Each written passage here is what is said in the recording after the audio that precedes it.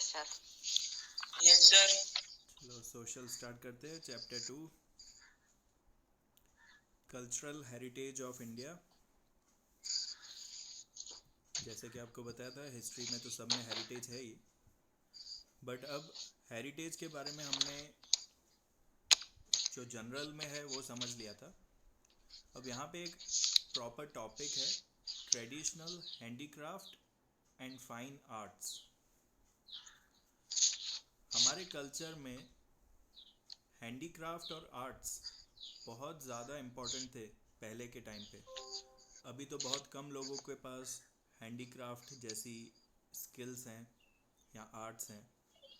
Handicraft का मतलब होता है कि अपने हाथों से बहुत कुछ यूनिक चीज़ें बनाना, अलग अलग चीज़ें बनाना। ओके, सो ट्रेडिशनल हैंडीक्राफ्ट में अगर आप राजस्थान में आज भी जाओ तो बहुत सारी हैंडीक्राफ्ट की चीज़ें आपको मिल जाती है, लेकिन वहाँ पे भी बहुत कम लोग हैं जिनको ये अब स्किल्स आती हैं। बेचने वाले बहुत हैं, लेकिन जो बनाने वाले हैं वो अब बहुत कम हो चुके हैं, क्योंकि बहुत सारी चीज़ें अब मशीन्स पे ही बनती है। तो कौन से हैंडीक्राफ्ट स्किल्स थे, कौन से राजाओं ने इनको अच्छा बढ़ावा दिया था, इंकरेज किया था, और आज भी कौन सी चीज़ें हैं जो अलग अलग स्टेट्स में चल रही हैं, तो वो सब आज हम इस चैप्टर 2 में थोड़ा बहुत समझ पाएंगे। चलो, फर्स्ट इंट्रोडक्शन है। इंट्रोडक्शन कौन रीड करेगा आज? सर मैं करूं। किसने सर मैं पहले करूं। बोला? दिया ने बोला सर मैं पहले। करूं। सर मैं करूं। सर मैं दिया। हाँ दिया, चल स्टार्ट मैं कर। करूं अमित। इंडिया।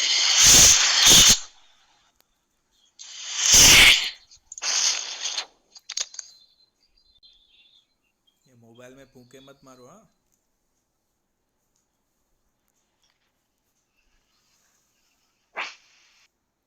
चल दिया स्टार्ट कर। क्या कर रही है इतनी देर?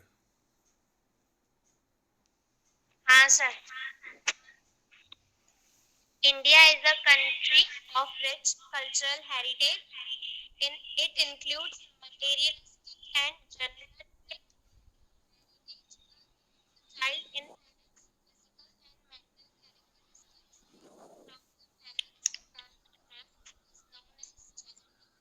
आवाज़ नहीं आ रही दिया। मैं करूं। सर मैं करूं। मैं करूं अमित। एक minute. India is rich cultural heritage. Hmm It includes materialistic and genetical heritage. A child inherits physical and mental character from the parent by birth is known as genetic inheritance, whereas house, land, estates like properties obtained from ancestors is called material heritage. Similarly, man obtains or creates with his intellect and skill is generally called cultural heritage. In the same manner, traditions, customs, rituals, and special types of lifestyle adopted by our ancestors is also known as cultural heritage. In addition, other matters like education.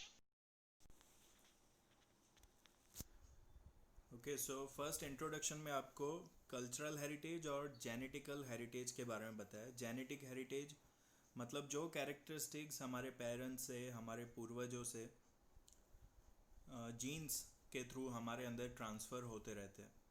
ठीक है, generation by generation जो characteristics, जैसे कुछ बच्चे parents की तरह दिखते हैं, कुछ बच्चे पेरेंट्स की तरह सोचते हैं, बिल्कुल सोच जो है अपने पेरेंट्स से मिलती है।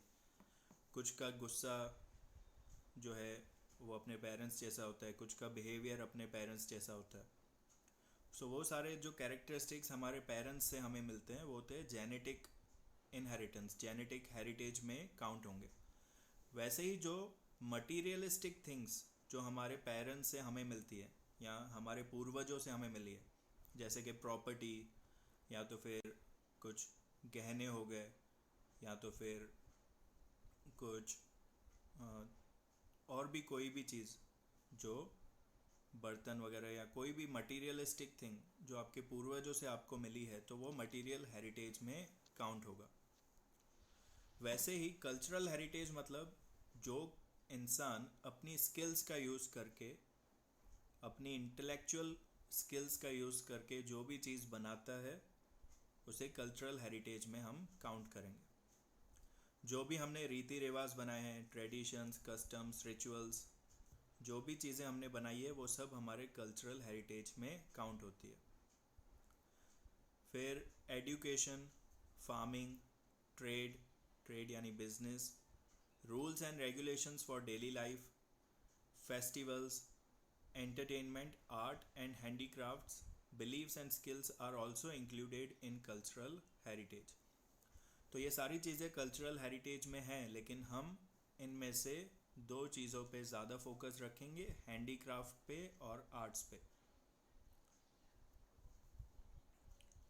सो इंडिया जो है वो एक एंशियंट कंट्री है और बहुत पहले से ही हम अपने रीति रिवाज फॉलो करते आ रहे हैं। फैमिली सिस्टम में हम बहुत ज़्यादा विश्वास रख। हेलो, आवाज़ आ रही है?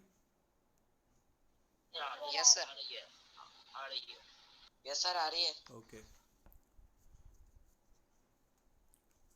सो it is our duty to preserve our cultural heritage. There are references of 64 arts, है ना, 64 कलाएं, सुना है? 64 कलाएं जो है वो हम हमारा इंडिया जो है वो हमारा कल्चर जो है वो अपनी 64 आर्ट्स के लिए फेमस है। 64 कला हिंदी में ये भी बहुत फेमस प्रोवर्ब है। बहुत सारे चीज़ों में हम कहते हैं कि 64 कला संपूर्ण इसको कलाएं आती है, सब चीज़ों में अच्छा है ऐसा।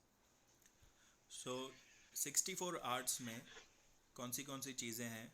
हैंडीक्राफ्ट, वर्कमैनशिप, कसाब, art, drawing, music, dramatic, dance etcetera, ये चीज़ें इंक्लूड होती है। Our ancient currencies were also valuable. जैसे अभी करेंसी जो है वो हमारे नोट्स एंड सिक्के, वैसे ही पहले के टाइम पे silver coins and gold coins चलते थे जो बहुत ज़्यादा वैल्यूएबल चीज़ें थी। Prosperity of India was main attraction for visitors to attack India. ये हमने चैप्टर 1 में ही समझा है कि हमारी सक्सेस की वजह से ही बाहर की कंट्री के लोग जो हैं, फॉरेन कंट्रीज़ के लोग यहाँ पे अट्रैक्ट हुए और यहाँ पे उन्होंने कब्ज़ा करना शुरू किया। Today, the education of yoga has been considered as a part of our cultural heritage, which has been accepted by the whole world. जून 21 को हम वर्ल्ड इंटरनेशनल योगा डे मनाते हैं। ठीक है, योगा जो है वो इंडिया से ही ओरिजिनेट हुआ, इंडिया से ही स्टार्ट हुआ और आज वर्ल्ड लेवल पे उसको माना जाता है। सो ये दिखाता है कि हमारा कल्चरल हेरिटेज जो है उसमें ऐसी चीज़ें हमने इंक्लूड की है जो वर्ल्ड लेवल या वर्ल्ड क्लास जिनको हम मान सकते हैं। So in this chapter we will learn about varied art and craft of India. चलो लक्ष्य रीड करो अभी। Yes sir. Sir, art of Indian artisans है ना। जल्दी रीड करना, अटक अटक के नहीं। The beauty of Indian cultural heritage is lying in traditional art of its artisans. They have skillfully developed varied lifestyle of people through their remarkable art and handicraft industry.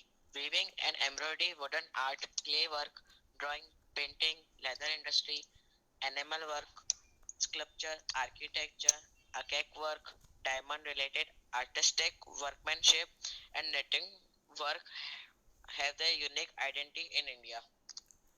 Okay, Indian artisans, artisans मतलब कलाकार।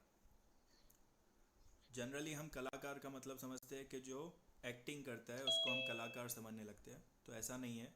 जिस भी इंसान में किसी भी चीज़ की कला है, स्किल है, तो उसे हम आर्टिशियन कहेंगे, आर्टिस्ट कहेंगे, यानी कलाकार कहेंगे। तो बहुत सारी हमारी हैंडीक्राफ्ट इंडस्ट्री में ऐसी बहुत सारी चीज़ें हैं जिसमें बहुत अच्छे आर्टिशंस हुआ करते थे हमारे पास, जिनके पास अलग अलग स्किल्स होती थी। Weaving, embroidery, weaving and embroidery यानी किसी कपड़े पे अलग अलग डिज़ाइंस बनाना, उसे हम कहते हैं वीविंग एंड एम्ब्रॉयड्री। फिर वुडन आर्ट, लकड़े की चीज़ों से अलग अलग चीज़ें बनाना या लकड़ी पे अलग अलग डिज़ाइंस बनाना। क्ले वर्क, जो इतने अच्छे यूटेंसिल्स, मिट्टी से अलग अलग मूर्तियाँ बनाना या तो यूटेंसिल्स बनाना। Drawing, painting, leather industry, enamel work. Enamel work आपने चूड़ियों के अंदर देखा होगा, कुछ एक डिज़ाइन बनी हुई होती है, चमक रहा होता है, वो देखा है? बैंगल्स के अंदर एक चमकीला सा चीज़ होता है उनके अंदर।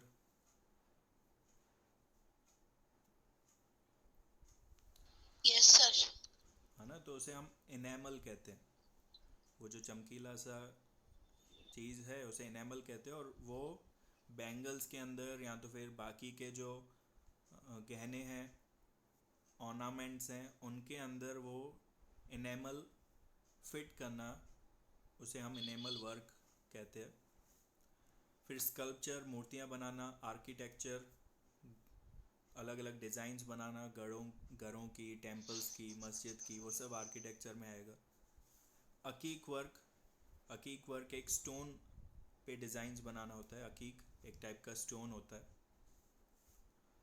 Diamond related artistic works, knitting, knitting यानी सिलाई जैसा करने का। तो ये सारे हैंडीक्राफ्ट्स जो है, उनके अच्छे अच्छे आर्टिस्ट जो है वो हमारे इंडिया में पहले हुआ करते थे। चलो इस वाले पैराग्राफ में आपको कोई भी वर्ड नहीं समझ में आया हो, ऐसा है?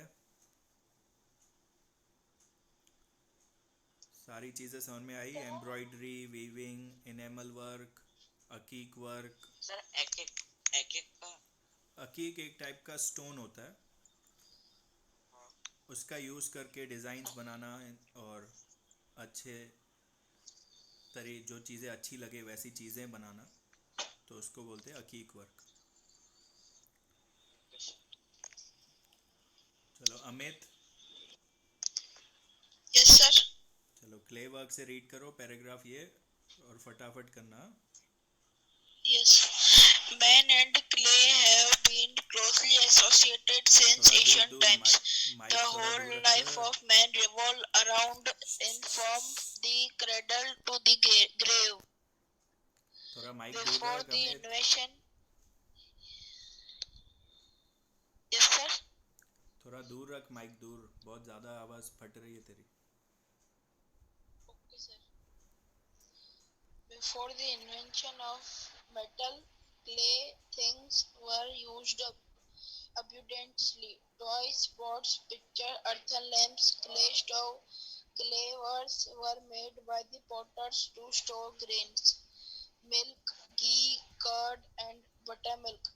Maximum kitchenwares are made up of clays. The walls of houses, kubas, huts were plastered by the paste of cow dungs and clays. We have got many clay utensils of red color that belong to Lothal, Mohenjo-daro, and Harappa culture of ancient time. Potter wheels is considered to be best device for clay work in ancient time. In present time, also we can see garba, picture having holes containing earthen lamp inside in Navaratri. Okay, man and clay, इंसान और मिट्टी का जो है वो relation जो है वो जन्म से ही स्टार्ट हो जाता है और मरने तक रहता है। So man and clay both have been closely associated. The whole life of man revolves around it from the cradle to grave. Cradle यानी जूला, ठीक है, जूले से लेके ग्रेव यानी के जो अर्थी होती है, समाधि होती है। तो क्रेडल से लेके ग्रेव, ये सारी चीज़ें जो है वो हमें, जो भी चीज़ें बनती है वो हमें ज़मीन में से ही मिलती हैं, मिट्टी में से ही मिलती हैं। चाहे फिर वो मेटल हो, या मेटल से पहले जो चीज़ें बनती थी जनरली वो सारी क्ले की बनती थी। टॉयज, पॉट्स, पिक्चर्स यानी मटके ही, pots, pictures, earthen lamps, clay stove, clay wares यानी कि मिट्टी के बर्तन, जो ग्रेन्स को स्टोर करने के लिए बनाए जाते थे। उसमें फिर मिल्क, घी, कर्ड, बटर मिल्क, ये सारी चीज़ों को स्टोर करने के लिए भी मिट्टी के बर्तन बनाए जाते थे। यानी मैक्सिमम किचन की ज़्यादातर चीज़ें जो है वो मिट्टी की ही बनी हुई होती थी। उसके अलावा जो पुराने घर मकान बनते थे, तो अभी जो है वो हम सीमेंट से उसको पूरा कवर करते हैं। प्लास्टर जो है वो सीमेंट का करते हैं, या तो अभी और ज़्यादा अभी वॉल पुट्टी आ जाती है, वाइट सीमेंट से पूरा करते हैं।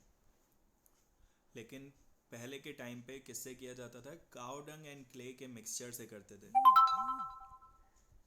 सो उससे घर में जो है वो ठंडक बहुत ज़्यादा रहती थी, क्योंकि मिट्टी और काऊ डंग दोनों ही हीट एब्जॉर्ब करती है, तो उसकी वजह से घर के अंदर हमेशा ठंडक रहती है। We have got, hello hello, आवाज़ आ रही है? Yes, sir. आवाज आ रही है। ओके। सो हमारे क्ले यूटेंसिल्स, जो हमें पुराने क्ले यूटेंसिल्स मिले हैं, जो मोहनजोदारो, लोथल या हड़प्पा कल्चर से मिले हैं, हड़प्पा सिविलाइजेशन से, वो पूरे रेड क्ले यूटेंसिल्स हैं, यानी लाल मिट्टी से बने हुए हैं। पॉटर्स व्हील, ये एक सबसे इम्पॉर्टेंट डिवाइस माना जाता था, जो क्ले वर्क के लिए बहुत ज़्यादा यूज़फुल था। जितनी भी चीज़ें बनती थी वो पॉटर्स व्हील पे ही बनती थी, तो it was one of the best device for clay work. In present time also, आज भी हम गरबा गरबा यानी नवरात्रि में जो हम बोलते हैं गरबा, तो वो एक डांस फॉर्म नहीं है। गरबा एक पिक्चर होता है, एक पॉट होता है जिसके अंदर होल्स होते हैं, और उसके अंदर एक अर्थन लैम्प यानी दिया लगाया जाता है। तो वो फिर सिर पे रख के लोग जो है वो डांस करते थे, गोल घूमते थे, और उसी को हम आज गरबा के नाम से जानते हैं। ठीक है, तो गरबा होता क्या है?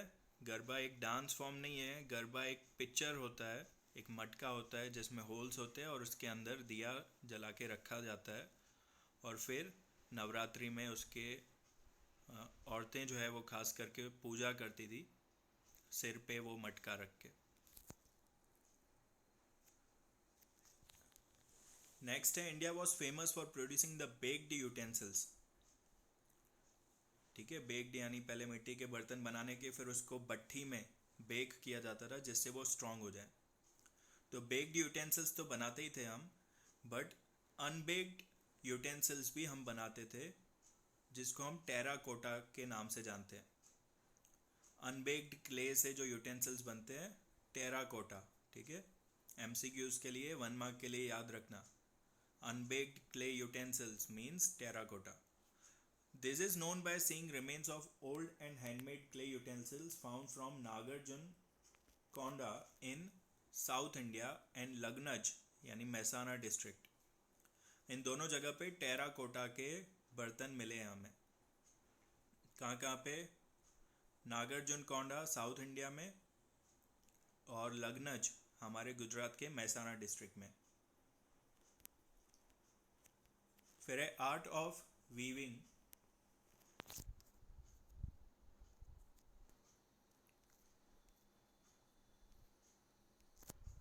कौन कौन ऑनलाइन है?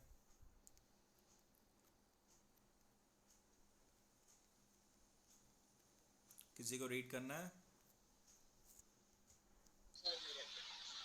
सर मैं करूं? तूने तो की ना। कौन है? भावेश? इसमें क्या बात है, किससे कर लेती हूँ। नहीं, भावेश चलो रीड करो तो फटाफट.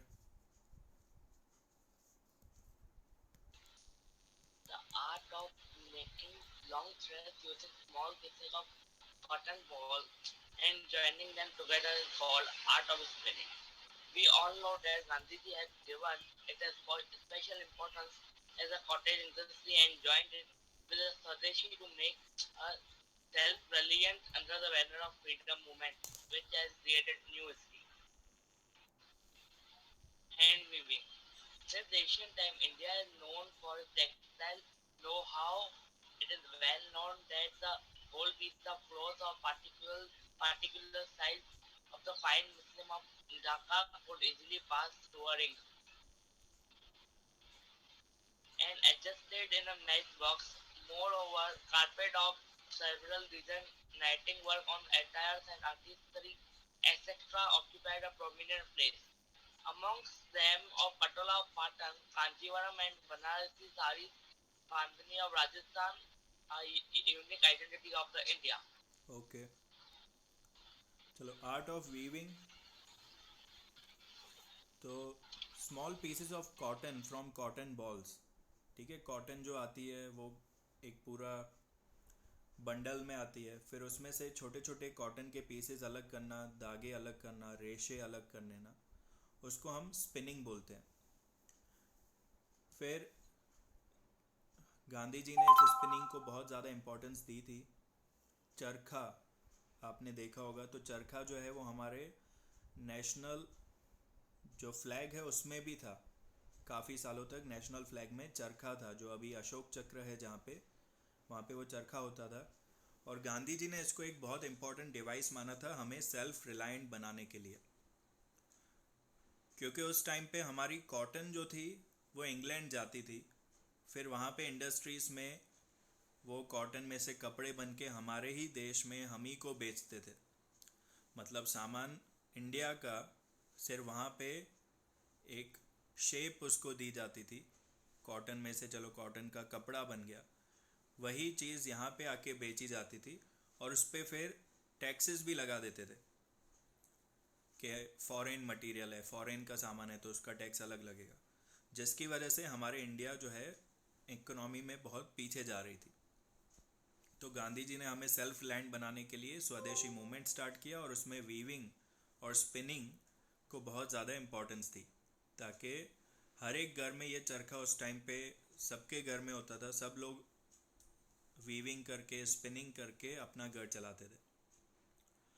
फिर हैंड वीविंग की बात करें तो हैंड वीविंग में भी इंडिया जो है वो बहुत आगे रह चुका है. हैंड वीविंग में एक मुस्लिन क्लॉथ आता है, मुस्लिन क्लॉथ, जो पूरा का पूरा मुस्लिन क्लॉथ का एक साइज़ जो है वो एक रिंग के थ्रू पास हो सकता है. आप यूट्यूब पे अगर देखोगे वीडियो तो आपको मिल जाएगी वहाँ पे कि how muslin cloth passes through a ring. एक छोटी सी रिंग के थ्रू भी ईजिली पास हो जाता है, इतना सॉफ्ट होता है वो. तो बहुत सारे नकली मुस्लिन क्लॉथ भी मार्केट में बिकते हैं. उसको चेक करने के लिए आप उसको रिंग से अगर पास करवाओ तो आपको पता चल जाएगा कि वो कपड़ा जो है वो रियल मुस्लिन है या फेक वाला. उसे मुस्लिन ऑफ ढाका कहते हैं. ढाका अभी बांग्लादेश में है, पहले तो इंडिया बांग्लादेश पाकिस्तान सब एक ही था. तो अभी वो ढाका में वो क्लॉथ बनता है. फिर कारपेट भी हमारे बहुत सारे फेमस हैं. गालीचा, ठीक है, उसकी निटिंग वर्क के लिए फेमस है. उसके अलावा पटोला ऑफ पाटन, जो पाटन की साड़ी होती है, पटोला ऑफ पाटन, उसकी खासियत ये है कि आप उसे दोनों तरफ से, किसी भी तरफ से आप उसको वेयर कर सकते हो, पहन सकते हो. ठीक है, एक साइड उल्टा एक साइड सीधा ऐसा नहीं होता, उसमें दोनों तरफ अलग डिज़ाइन मिलती है आपको. तो एक ही साड़ी में आपको दो साड़ी आपको मिल जाती है कि आप सीधा पहनो तो अलग डिज़ाइन दिखेगी और बैक साइड से उसकी अलग डिज़ाइन होती है. सो वो बहुत फेमस है पाटन की पटोला साड़ीज़. फिर साउथ इंडिया की कांजीवरम साड़ीज़, वो बहुत फेमस है.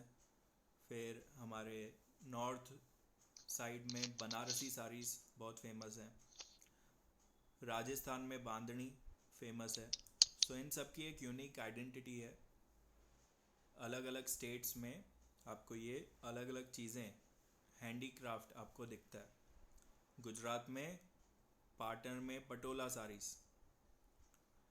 साउथ इंडिया में कांजीवरम साड़ीज़, नॉर्थ इंडिया में बनारसी साड़ीज़, राजस्थान में बांधनी. Now during the golden period of Solanki era, Gujarat had progressed in this field. ठीक है, जब सोलंकी राजाओं का राज था उस टाइम पे गुजरात जो है वो इस हैंडीक्राफ्ट में बहुत आगे बढ़ा था. Then during the reign of Siddharaj Jaisingh, many artisans came and settled in Patan. The patolas of Patan became world famous due to their skills. This art of Patan is more than 850 years old. ठीक है, अंग्रेज़ों से भी पहले से ये बहुत famous है. 850 years old ये हमारी स्किल है. Only handful of artisans have the skill for such a complicated and time consuming art. लेकिन इनको बनाने के लिए बहुत टाइम लगता है, बहुत ज़्यादा आपको स्किल्स आपके हाथों में होनी चाहिए. और अब ऐसे बहुत कम आर्टिस्ट हैं जो पाटन की पटोला साड़ीज़ बना सकते हो. The silkware double ikat produced in Patan is called Patola of Patan. Double ikat यानी दोनों तरफ से डिज़ाइन होती है. इक्ट मीन्स वीविंग, यानी दोनों तरफ से वीविंग की जाती है. This type of sari is designed in such a manner that it can be worn on either side. This type of patola variety has a good durability. बहुत ज़्यादा चलती है वो, मतलब सालों साल चलती है, फिर भी उसमें शेड फेड नहीं होता है. Its original color remains intact. There is a saying in the same reference. Patola saris के लिए ये कहावत बहुत फेमस है.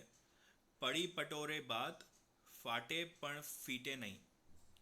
मतलब आप इसको यूज़ कर करके इतना यूज़ करोगे कि शायद 5-10 साल बाद साड़ी फट जाएगी, लेकिन उसकी शेड जो है वो वैसी की वैसी रहेगी, कलर जो है वो उसका नहीं जाएगा. The design laid down in patola shall never fade even if the cloth may be torn. हो सकता है यूज़ कर करके क्लॉथ फट जाए, लेकिन उसकी डिज़ाइन जो है वो वैसी की वैसी रहती है. फिर आर्ट ऑफ एम्ब्रॉयडरी कौन रीड करेगा?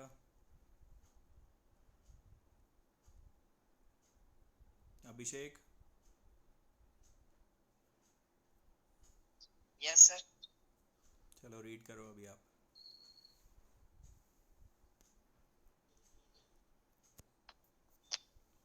The work embroidery can be seen on the clothes of the idols and statues which were found during the excavation of Harappa and Mohenjo-daro. The art of weaving on the clothes of men, women, and children is very famous from ancient time. The art of embroidery was seen on the clothes of men, women, and children in Sindh, Saurashtra, and Kutch region at the time of Indus civilization. Similarly, Kashmiri Kasab work of Kashmir is also well known. Apart from embroidery, Bandhni of Jamnagar, Jodhpur, Bhuj, and Mandvi of Gujarat are very popular. The traditional style of Bandhni, with all its luster and due to beautiful designs of elephant, puppet dice, and picture, is very popular today. Cottage industry was taken over by the women of Kutch and Saurashtra regions of Gujarat. The traditional art of embroidery, torans and chakra, pillow cover, bed sheets, sak, todalia, clothes like kedia is well known even today. Embroidery work is also carried out on quilt and shawls with different designs. Embroidery work of Jat community of Bani area of Kutch is unique in itself. Okay. चलो embroidery work. तो अभी embroidery work की तो आपने सुना होगा कि बहुत बड़ी बड़ी मशीनें चलती है उस पर, है ना. कंप्यूटर पे डिज़ाइन डाल देते हैं, कपड़ा जो है वो मशीन पे चलने लगता है और अपने आप डिज़ाइंस जो है वो बनने लगती है मशीन पे.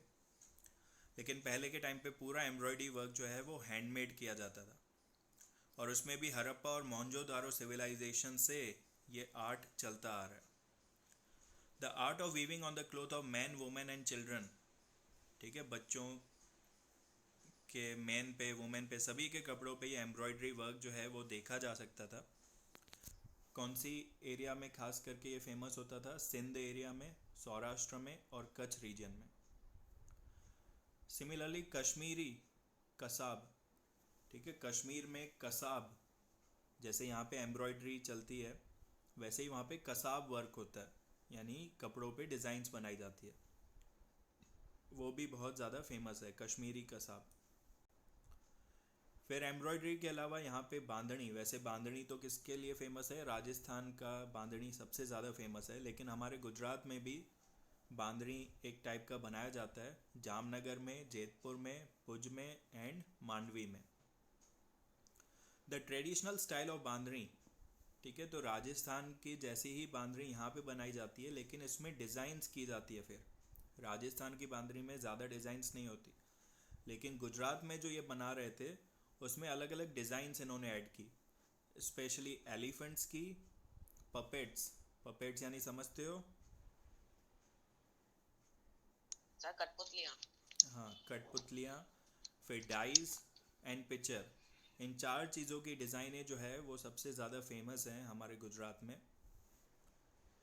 कॉटेज इंडस्ट्री, कॉटेज यानी ऐसी चीज़ें जो आप घर पे कर सको, ठीक है, बिना कुछ मशीन के, कोई भी लेडीज़ हो या जेंट्स हो घर पे बैठ के आराम से कर सके, तो उसको कॉटेज इंडस्ट्री में इंक्लूड करते हैं। So cottage industry was taken over by the women of Kutch and Saurashtra regions of Gujarat. Gujarat में कच्छ और सौराष्ट्र रीजन में ये एम्ब्रॉयडरी वर्क एक्सेट्रा सब स्टार्ट कर लिया था उन्होंने, हर एक घर पे हो रहा था। The traditional art of embroidery, toran, chakda, pillow cover, bedsheet, shak, todaliya, clothes like kediya is well known even today. ठीक है, तोरण यानी जब घर पे एंट्री करते हैं तो एक अच्छे से कपड़े पे एक डिज़ाइन बना के वो वेलकम के तरीके से वो रखते हैं, ठीक है, तो उस पर अच्छे से एम्ब्रॉयडरी होती है। चकदा, स्टेप्स पे जो डिज़ाइन की जाती है, पिलो कवर पे, बेडशीट्स पे, शाक पे, ये भी बेडशीट के तरीके से यूज़ होता है, shak and todaliya. Clothes like kediya is well known even today, इन सब पे एम्ब्रॉयडरी वर्क जो है वो सबसे फेमस माना जाता है गुजरात का। क्विल्ट एंड शॉल्स पे भी एम्ब्रॉयडरी वर्क किया जाता है। शॉल जो है वो थोड़ी सी थिक होती है और क्विल्ट एक टाइप का पतली चादर के तरीके से यूज़ होती है। Embroidery work of Jat community of Bani area of Kutch is unique in itself. ठीक है, जो कम्युनिटी सबसे ज़्यादा अच्छी मानी जाती है एम्ब्रॉयडरी वर्क में वो है Jat community of Kutch, Jat community of Bani area of Kutch district. Okay, अब यहाँ तक समझ में आ गया सबको? Yes sir, yes sir, yes sir, ठीक है, Yes, sir. जो नेक्स्ट सोशल का लेक्चर होगा उसमें लेदर इंडस्ट्री से कंटिन्यू करेंगे, ठीक है। सर कल संडे है। नेक्स्ट बोला, कल नहीं बोला। Yes sir. ओके चलो, तो अभी एंड करते हैं यहीं पे session. Bye bye all of you. Sir, हाँ, सर आज टेस्ट तो नहीं है ना कोई? नहीं नहीं, आज कोई नहीं रखी है, सारी हो चुकी है मोस्टली। सर आपको बोलना भूल गए, happy independence day. Thank you, same to you. घर पे तो लॉक पड़े। सर इंडिपेंडेंस होते हुए भी नहीं मना पा रहे हैं। तो नारे लगाना चालू कर, इंकलाब जिंदाबाद, फिर मिल जाएगी। देखता हूँ सर। हाँ, और कोरोना मुर्दाबाद ऐसा करके कर कुछ। सर मेरे को हो गया तो मारे तुझे भी गांधी जी की तरह याद किया जाएगा फिर हमेशा। एक महान स्टूडेंट था। हाँ, चल तू नारे बना। सर मेरे नाम से छुट्टी होगी? हाँ, वैसे 2 अक्टूबर को होती है ना, 2 दिसंबर को रखना आप। सर होगी 31 फरवरी छुट्टी होगी लक्ष्य नाम से।